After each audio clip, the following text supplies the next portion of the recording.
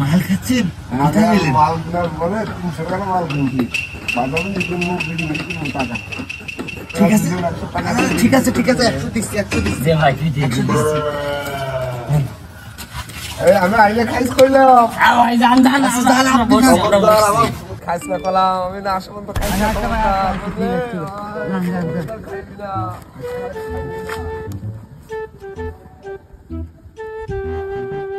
এ ভাই ও এত দেরি করছে কাজটি।